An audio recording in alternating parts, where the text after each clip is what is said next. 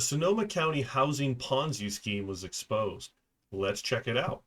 A real estate Ponzi scheme in the North Bay, and the properties he allegedly bought with other people's money are now going on the bankruptcy auction block. John Ramos reports on how the alleged scheme has impacted the entire town.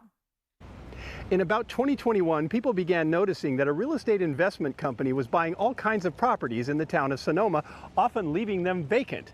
Now we know that company was a house of cards, and now that it's collapsed and the bankruptcy sales have begun, it's leaving both the city and the investors wondering what the future holds for them. Yeah, that's always a bad sign. If there's just a bunch of nice empty houses, something's going on. His name is Ken Matson. He and his business partner Tim Lef Fever began buying up dozens and dozens of homes and commercial properties in and around the town of Sonoma. And he didn't seem to mind paying more than market rate for a lot of them. His plan was to, tear it down and rebuild something, promising that everyone can come back after it was rebuilt. But it's just been sitting vacant. David Eicher and Lisa Storment smelled a rat and started a group called Wake Up Sonoma to investigate the matter. So he's buying property over value, and then he's like, how can he be making money off of these things if he's paying so much? Mind you, that overvalue means he was probably paying 1.2 on a $1 million house. Houses over there are worth a pretty penny. For them.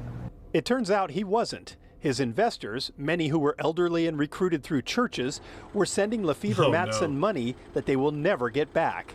When the company collapsed, Maria Crane lost virtually everything she and her husband had saved for their retirement. We got statements saying our increase, and he was making up that money, that information, but we thought we were safe for getting statements. Wow, so he's running basically like an REIT, where he says, just invest in my company, I'll buy the houses, and then you'll get a return on it. And he bought the houses and just made up the rest of the books. Ooh, you're going to jail. Our financial advisors, and we thought we were planning well, and now we are scrambling to make ends meet. Now she's gone back to teaching, and her husband, at age 70, will have to keep working as well. The town has also paid a price. Many of the properties sit empty, their fates tied up in the courts. One familiar business, the cheese factory, has since reopened under a new buyer. It looks more like the beloved cheese factory that we used to know and love.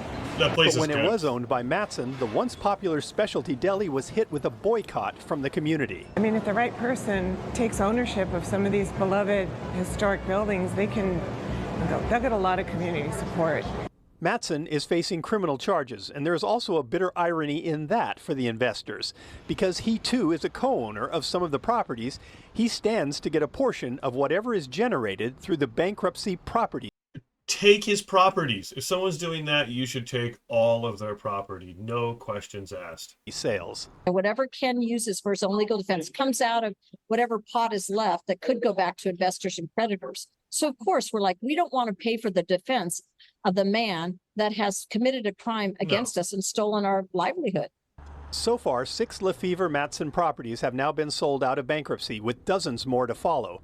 And just as their initial purchases artificially raised the price of real estate in town, now their deflated sales price are likely to bring down the value of their neighbors' homes. Matson was arrested after his own partner accused him of defrauding investors. He faces 9 counts of wire fraud, money laundering, and obstruction of justice, and is currently free on a $4 million bond. Wait, he's walking around after he was scamming people like that? That seems a little weird. And he paid someone, him or someone, paid a $4 million bond?